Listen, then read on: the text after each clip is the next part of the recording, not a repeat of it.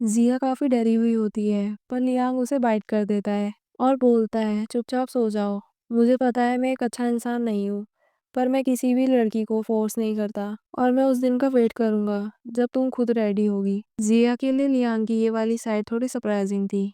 Next morning Liang काम पर जा चुका था और जिया के लिए दूध के ग्लास के साथ एक स्वीट सा नोट छोड़कर जाता है, जिसको देखकर जिया के फेस पर भी स्माइल आ जाती है।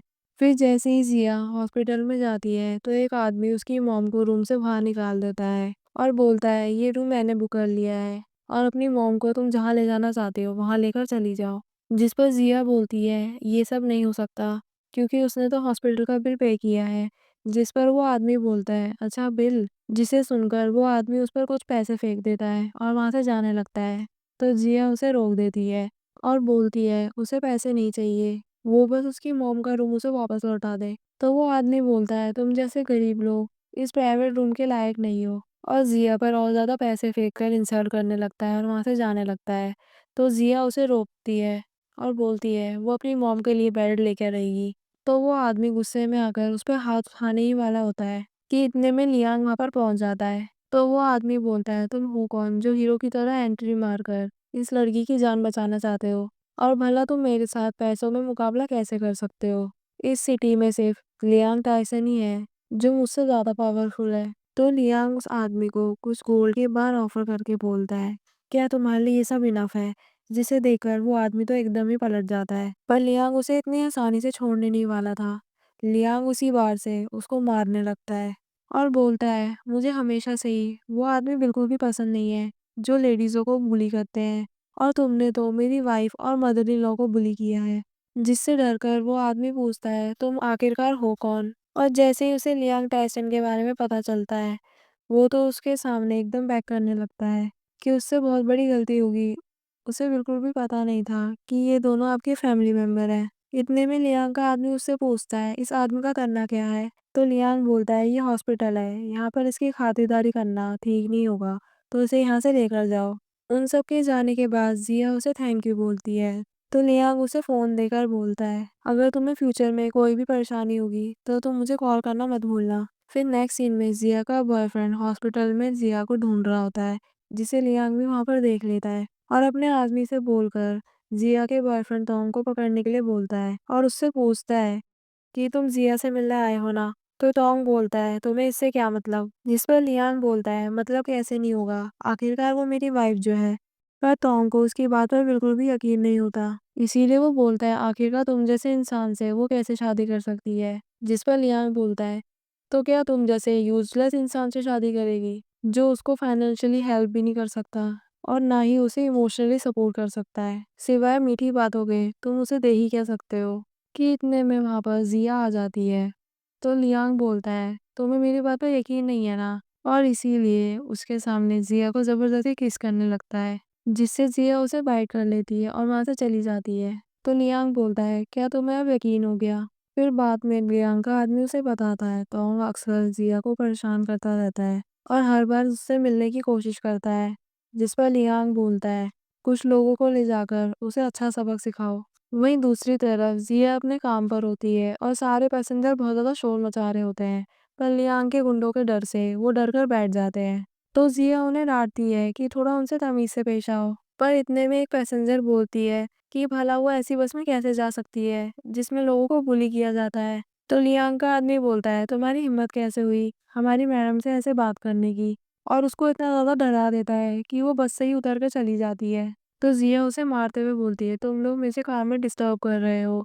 जिस पर वो आदमी बोलता है, ब्रदर ने हमें आपके साथ हर समय रहने के लिए कहा है, अगर उन्होंने नहीं कहा होता तो हम आपको बिल्कुल भी परेशान नहीं करते। इसीलिए जिया अलियान को कॉल कर कर बोलती है कि तुम्हारे आदमी मेरे सारे पैसेंजर को डरा कर भगा रहे हैं, तो उन्हें थोड़ा कंट्रोल में रखो। जिसके लिए लियांग भी बिल्कुल मान जाता है और नेक्स्ट सीन में दिखाया जाता है जिया बड़े आराम से अपना काम कर रही होती है और उसके गुंडे बच्चों की ड्रेस में चुपचाप वहाँ पे बैठकर उस पर नजर रख रहे होते हैं, और अब तो वो पैसेंजर्स के साथ बड़े अच्छे से पेश आते हैं। फिर जैसे ही जिया की ड्यूटी खत्म होती है तो लियांग उसे वहाँ पर लेने पहुंच जाता है। लियांग बोलता है, क्या तुम अभी भी मुझसे गुस्सा हो? मुझे बस तुम्हारी बहुत ज्यादा फिक्र हो रही थी।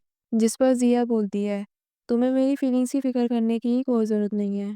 तो लियांग उसे शांत करने के लिए बोलता है, कि अब से मेरे आदमी तुम्हें बिल्कुल भी परेशान नहीं करेंगे, और झूठ बोलता है कि तुम्हारे ऊपर स्पाइडर है, और इसी का फ़ायदा उठाकर उसे हक कर लेता है। ज़िया भी समझ जाती है कि वो उसके साथ मज़ाक कर रहा था। फिर लियांग बोलता है, चलो हम मूवी देखने चलते हैं। पर ज़िया बोलती है, नहीं, उसको हॉस्पिटल अपनी मॉम से मिलने जाना है। और फिर हॉस्पिटल का सीन दिखाया जाता है, जहाँ पर उसकी मॉम बोलती है अब वो बिल्कुल ठीक हो गई है, तो अब उन्हें घर जाना है, क्योंकि उनका हॉस्पिटल में मन नहीं लग रहा था। और यहाँ पर उनके साथ कोई भी गेम खेलने वाला भी तो नहीं है। इतने में लिया आकर बोलता है, मैं आपके साथ गेम खेलूंगा। जहाँ पर वो जिया की मॉम को जानबूझकर जीतने देता है, जिससे वो बहुत ज़्यादा खुश हो जाती है। लियांग के आदमी को तो बिल्कुल भी अच्छा नहीं लग रहा था, पर उसकी मॉम बहुत ज़्यादा खुश थी, जिसे देखकर जिया भी बहुत ज़्यादा खुश हो जाती है। इतने में जिया की मॉम बोलती है, उन्हें नूडल्स खाने का मन कर रहा है, जिसे सुनकर लियांग तो जल्दी से नूडल्स लेने चला जाता है। और लियांग के जाते ही जिया की मॉम उसे बोलती है कि तुम्हारा हस्बैंड कितना अच्छा है, कितने अच्छे से बिहेव करता है। जिस पर जिया बोलती है, वो बस आपको प्लीज़ करना चाहता है। पर उसकी मॉम उसे समझाती है, ये सब वो इसीलिए कर रहा है क्योंकि वो तुम्हारी केयर करता है। और बोलती है, उन्हें पहले लगा था कि लियांग बहुत ज़्यादा बुरा इंसान है, पर अब उन्हें लगने लगा है तोंग से तो बहुत ज़्यादा अच्छा लियांग है, जो कि बहुत ज़्यादा रिलायबल और प्रोटेक्टिव है, जो तोंग तो बिल्कुल भी नहीं कर सकता।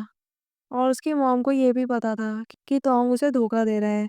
उसके पीछे से वो ब्लाइंड डेट पर डायरेक्टर की बेटी के साथ भी गया था। पर इतने में वहाँ पर लियांग आ जाता है, तो जिया लियांग से बोलती है कि तुमने कहा था ना तुम्हें मूवी देखनी है, तो चलो मूवी देखने चलते हैं। और दोनों वहाँ पे से मूवी देखने चले जाते हैं। मूवी देखने के बाद लियांग पूछता है तुम्हें मूवी कैसे लगी, तो जिस पर जिया बोलती है उसे थोड़ी बहुत समझ में आई। पर लियांग तो उल्टा उसके साथ फ्लर्ट करने लगता है और बोलता है मूवी से ज़्यादा तो तुम मुझे अच्छी लगती हो, जिससे ज़िया थोड़ा शर्मा जाती है और बोलती है उसकी आज नाइट शिफ्ट है, इसलिए उसे ड्यूटी पर जाना है। तो लियांग बोलता है वो भी चलेगा, पर ज़िया उसे मना कर देती है। तो लियांग उसे बोलता है तुम जॉब क्यों नहीं चेंज कर लेती, जिस पर ज़िया बोलती है उसकी एजुकेशन क्वालिफिकेशन के अकॉर्डिंग वो ऑफिस डेस्क जॉब नहीं कर सकती। जिस पर लियांग बोलता है तुम टेंशन मत लो, बस तुम मुझ पे छोड़ दो, इस शहर में ऐसा कोई भी काम नहीं है जो मैं नहीं कर सकता। फिर नेक्स्ट डे लियांग जिया के लिए एक न्यू जॉब ढूंढ लेता है, जहाँ पर उसका मैनेजर उसके साथ बहुत ही पोलाइटली बिहेव कर रहा होता है। जिस पर जिया बोलती है आपको इतना ज़्यादा पोलाइटली बिहेव करने की ज़रूरत नहीं है, वो बस एक मामूली सी एम्प्लॉई है। उन दोनों को बातें करता देख दूसरे एम्प्लॉय सोचते हैं कि ये दोनों काफ़ी ज़्यादा क्लोज लग रहे हैं, शायद ये मैनेजर की वाइफ है, इसीलिए उसे ऑफिस में कोई भी काम करने नहीं देते, उसका सारा काम खुद ही करने लगते हैं। इवन उसके साथ अपना लंच तक शेयर करते हैं। इतनी खातिरदारी देखकर जिया को भी समझ में नहीं आता कि ये सब उसके साथ क्या हो रहा है। पर थोड़ी ही देर में एक एम्प्लॉय मैनेजर की वेडिंग फोटो देख लेती है, जिससे उसे पता चल जाता है कि जिया उसके मैनेजर की वाइफ नहीं है, और उन्हें लगने लगता है कि ये उनके मैनेजर की बस एक मिस्ट्रेस है, इसीलिए हमें उसके साथ कोई भी अच्छा बिहेव करने की कोई ज़रूरत नहीं है। इसीलिए गुस्से में आकर उसके सामने बहुत सारी फाइल रखकर बोलती है कि ये काम उसे शाम तक चाहिए। फिर दूसरी भी एम्प्लॉय उसके ऊपर और फाइल फेंक कर जाने लगती है, तो जिया बोलती है वो इतना सारा काम एक दिन में कैसे खत्म करेगी। जिस पर एम्प्लॉय बोलती है अगर तुम ये काम नहीं कर सकती तो चुपचाप घर पर बैठो, क्योंकि हमारी कंपनी लेजी लोगों को टॉलरेट नहीं करती। जिस पर जिया को कुछ समझ में नहीं आता, तो एम्प्लॉय बोलती है हमें पता है मैनेजर की वाइफ है, और तब भी तुम मैनेजर को सिड्यूस करने की कोशिश कर रही हो, तुम तो बिल्कुल ही शेमलेस हो। और ये बातें ज़ोर-ज़ोर से चिल्लाकर भी बोलने लगती है और उस पे कॉफ़ी फेंक देती है। वहीं लियांग को दिखाया जाता है, जो अपनी मीटिंग कैंसिल कर कर जिया से मिलने ऑफिस आने का प्लान बनाता है। पर ऑफिस में तो एम्प्लॉय जिया को हरास कर रहे होते हैं, जिसके चलते जिया उनमें से एक पर हाथ उठा देती है और उन दोनों के बीच में हाथापाई होने लगती है। पर इतने में वहाँ का हेड आकर उन्हें रोकता है, और उसे देखकर सारे एम्प्लॉय जिया की शिकायत करने लगते हैं। पर उनका हेड बोलता है तुम ये सब काम छोड़कर अपना काम करो, और उसके डांटते ही सारे लोग अपने काम पर चले जाते हैं। फिर उनका हेड जिया को अपने साथ ऑफिस में आने के लिए बोलता है, जहाँ पर वो जिया की ड्रेस को खुद ही साफ करने लगता है, पर जिया उसे ऐसा करने से रोक देती है। तो उनका हेड बोलता है मुझे पता है तुम्हारे को यहाँ पे काम करना थोड़ा मुश्किल हो रहा है, इसलिए तुम्हें एक ऐसा आदमी चाहिए जो तुम्हारी स्ट्रेंथ बनकर तुम्हारे साथ खड़ा रहे, और मैं तुम्हें यहाँ पर प्रोटेक्ट कर सकता हूँ। और उसे गलत तरीके से टच करने लगते हैं और बोलता है कि मैं यहाँ के डायरेक्टर का नेफ़ी हूँ, और मुझसे यहाँ पे कोई भी पंगा नहीं ले सकता। इसीलिए अगर तुम मेरे साथ रहोगी तो तुमसे भी यहाँ पर कोई भी पंगा नहीं लेगा। जिसे सुनकर जिया उसे बोलती है ऐसा मत करिए क्योंकि वो मैरिड है। पर हेड तो वहाँ पे भी नहीं रुकता, उल्टा बोलता है, क्या तुम्हारा हस्बैंड मुझसे ज़्यादा स्ट्रांग है और क्या वो तुम्हें यहाँ पर प्रोटेक्ट कर सकता है?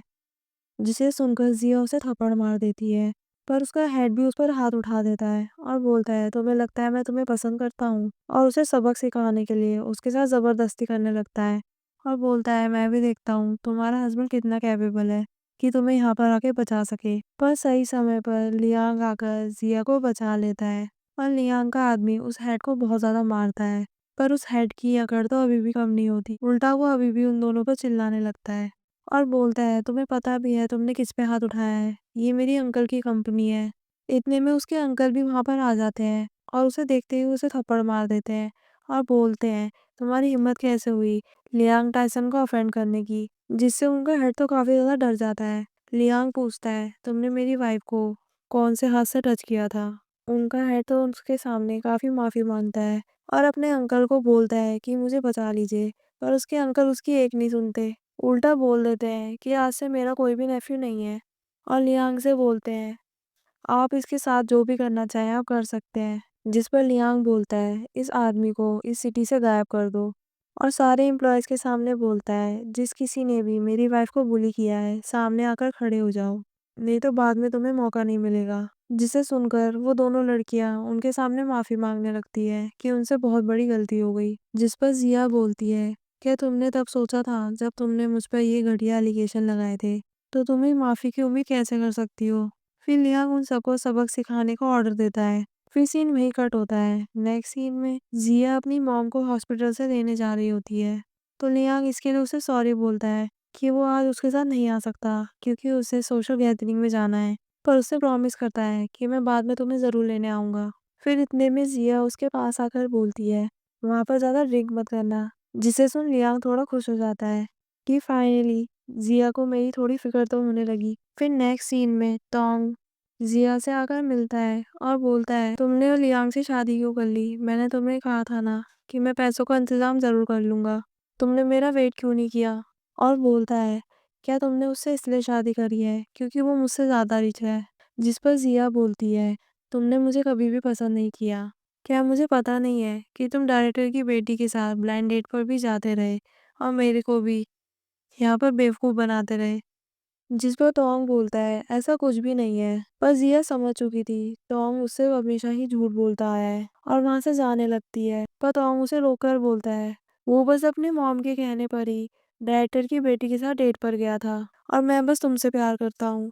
उन दोनों को साथ में लियांग भी देख लेता है और उसका आदमी बोलता है, मॉर्निंग में तो जिया आपकी केयर करने का प्रिटेंड कर रही थी और शाम को टोंग के साथ घूम रही है।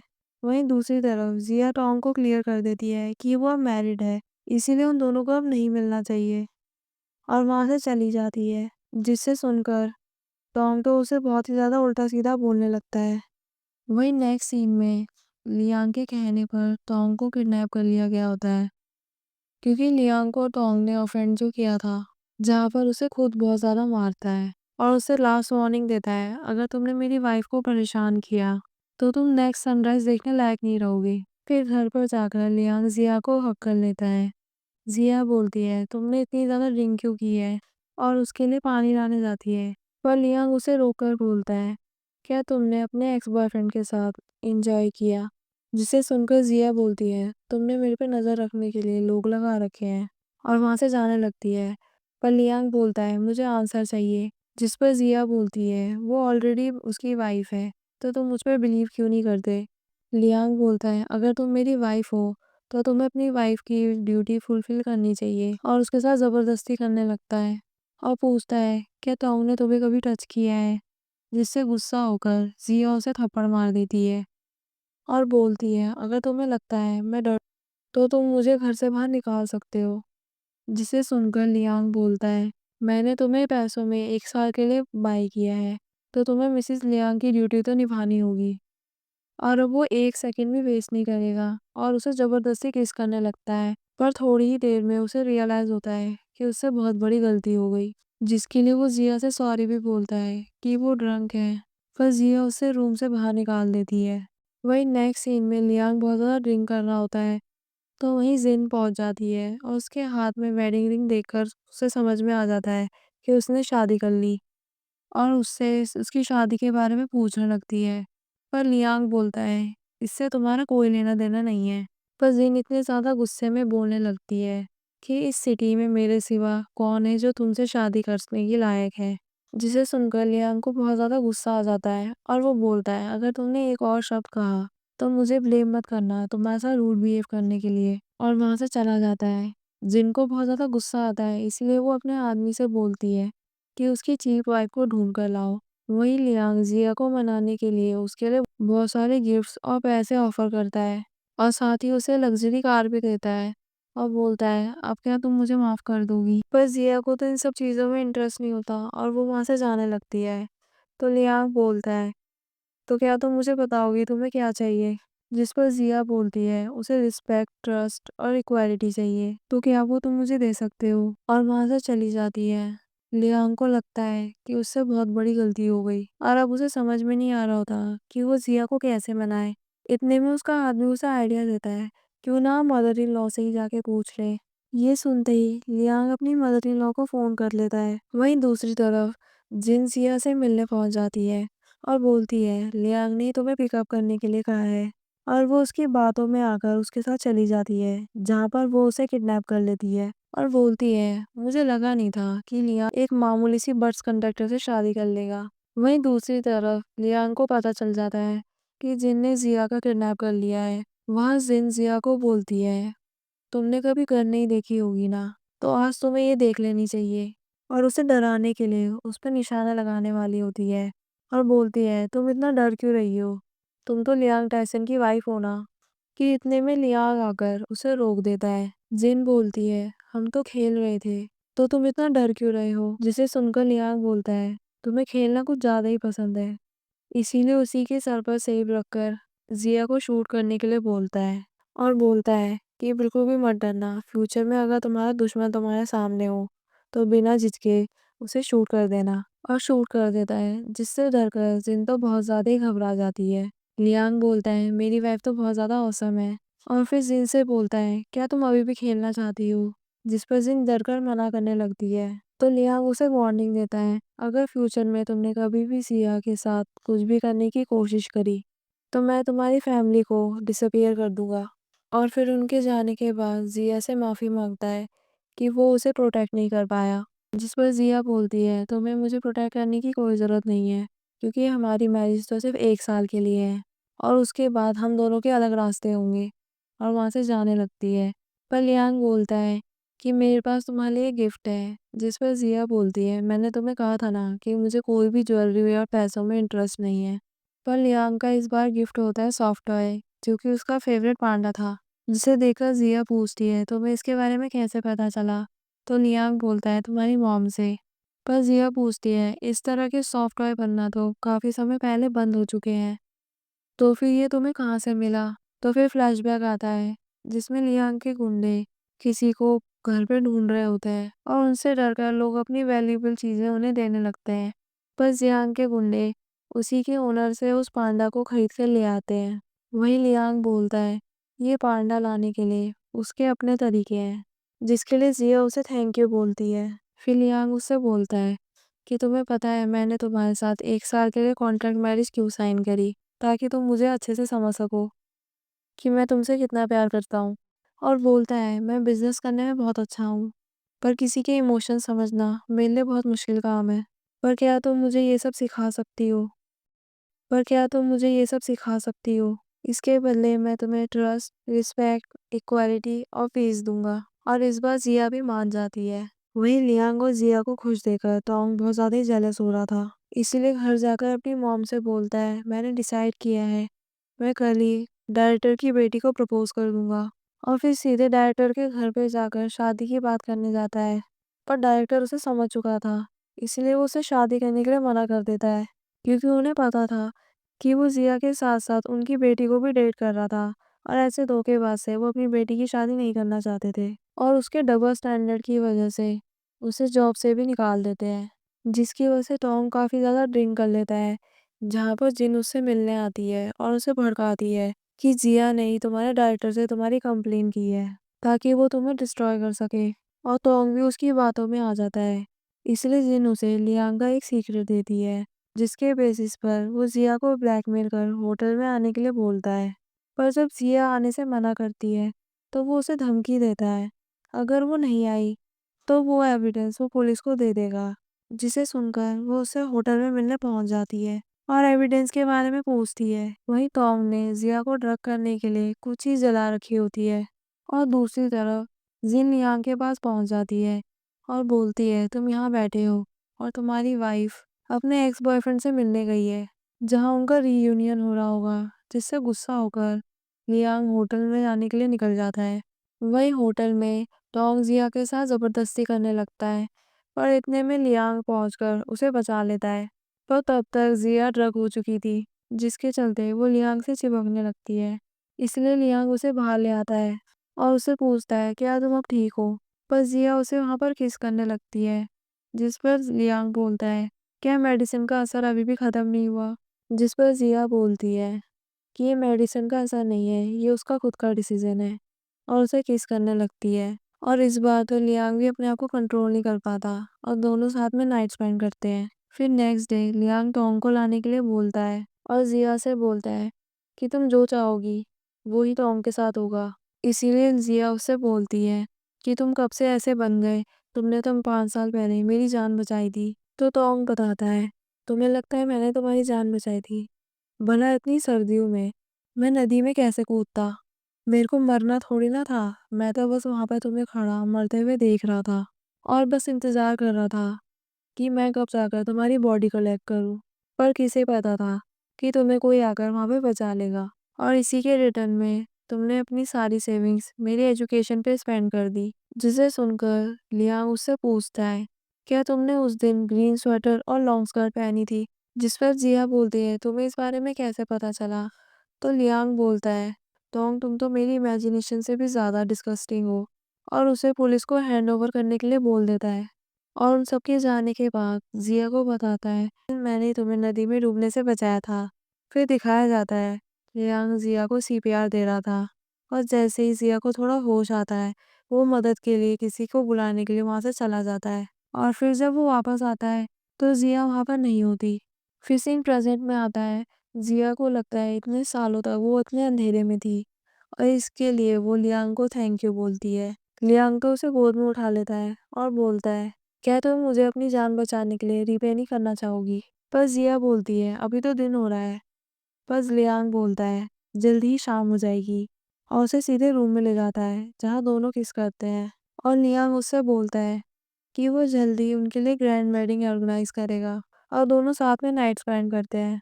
वहीं दूसरी तरफ जिन अपने डैड को भड़का रही होती है कि लियांग ने उन्हें बिना बताए शादी तक कर ली, साथ ही उसकी बेइज्जती भी की है, अब आपको ही इसका बदला लेना होगा। जिसे सुनकर उसके डैड को भी बहुत ज्यादा गुस्सा आ जाता है। फिर नेक्स्ट सीन में लियांग शादी के लिए रेडी होता है कि इतने में पता चलता है कि जिन की फैमिली ने जिया का किडनैप कर लिया है और उसे मिलने के लिए बुलाया है। इसीलिए लियांग उनसे मिलने पहुंच जाता है, जहाँ पर जिन के डैड लियांग को बोलते हैं, मुझे लगता था कि तुम बहुत ज्यादा समझदार हो, अगर तुम जिनसे शादी कर लेते तो आज हम दोनों की फैमिली यहाँ की सबसे पावरफुल फैमिली में से एक होती। पर तुमने बेवकूफ़ी कर कर बहुत बड़ी गलती की है। जिसे सुनकर लियांग बोलता है, अगर तुमने मेरी वाइफ को टच भी किया तो इसका हर्जाना तो तुम्हारी फैमिली को भुगतना होगा। जिसे सुनकर जिन के डैड बोलते हैं, चलो बेट लगाते हैं, अगर तुम जीते तो तुम अपनी वाइफ को अपने साथ ले जा सकते हो, पर अगर तुम हारे तो तुम्हारी सारी टेरिटरी मेरी होगी। पर इसके लिए लियांग पहले जिया को रिलीज करने के लिए बोलता है और बेट को एक्सेप्ट कर लेता है, जहाँ पहली बारी में लगता है कि उसके डैड जीत रहे हैं। जिसे देखकर जिन बोलती है, या तो तुम अपनी वाइफ को खुद शूट कर दो या अपना सब कुछ खोने के लिए तैयार हो जाओ। पर जैसे ही जब लियांग के कार्ड शो होते हैं तो पता चलता है लियांग जीत चुका है। जिसे देखकर जिन बोलती है, तुम चीटिंग करके जीते हो। पर लियांग उसके डैड को याद दिलाता है कि अपनी बातों से आप पीछे हट रहे हैं। इसीलिए उनके डैड उन्हें जाने के लिए बोल देते हैं, पर बाद में उन दोनों के पीछे अपने गुंडों के साथ आ जाते हैं और बोलते हैं, मैंने तुम्हें जाने के लिए कहा था, पर जिंदा ये तो मैंने कभी नहीं कहा। फिर लियांग अपनी अच्छी फाइटिंग स्किल से सबकी अच्छे से खातिरदारी करता है, पर इसमें वो खुद भी काफी ज्यादा इंजर्ड हो जाता है। फिर सबको मारकर वहां से जाने लगता है, पर इतने में एक आदमी आकर उन पर शूट कर देता है। जिससे वो दोनों बच जाते हैं और लियांग उसे मारने लगता है और उसकी गन जिया उठा लेती है और लियांग उसे शूट करने के लिए बोलता है, जहाँ पर जिया को याद आता है कि लियांग ने उसे सिखाया था कि उसे कैसे शूट करना है और वो बिना सोचे उसे शूट कर देती है। फिर इतने में लियांग के आदमी भी वहाँ पे पहुँच जाते हैं।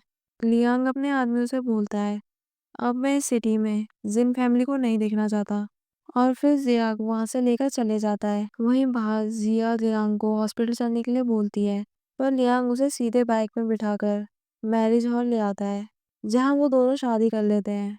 पर वो उसे प्रॉमिस करता है कि वो थोड़े टाइम में इससे अच्छी वेडिंग उसके लिए ऑर्गेनाइज करेगा। फिर कुछ टाइम बाद का सीन दिखाया जाता है, जहाँ पर जिया वेडिंग ड्रेस में आ रही होती है और लियांग तो उसे देखकर बहुत ज़्यादा ही खुश था और वो अपनी खुशी पूरी सिटी में बांटना चाहते थे। फिर बाद में दोनों कार में जा रहे होते हैं, जहाँ पर जिया उससे बोलती है, मैं नहीं चाहती तुम फ्यूचर में और कोई भी लड़ाई करो। जिस पे लियांग बोलता है, मैंने सारे इलीगल विजेस करना छोड़ दिया है। जिसे सुनकर जिया बहुत ज़्यादा खुश होती है और उसे गुड न्यूज़ देती है कि वो प्रेग्नेंट है। जिसे सुनकर लियांग तो बहुत ज़्यादा ही खुश हो जाता है कि वो डैड बनने वाला है। और इसी के साथ हमारे ड्रामा की हैप्पी एंडिंग हो जाती है। अगर ड्रामा अच्छा लगा हो तो please do like share comment and subscribe to this channel. Thank you for watching.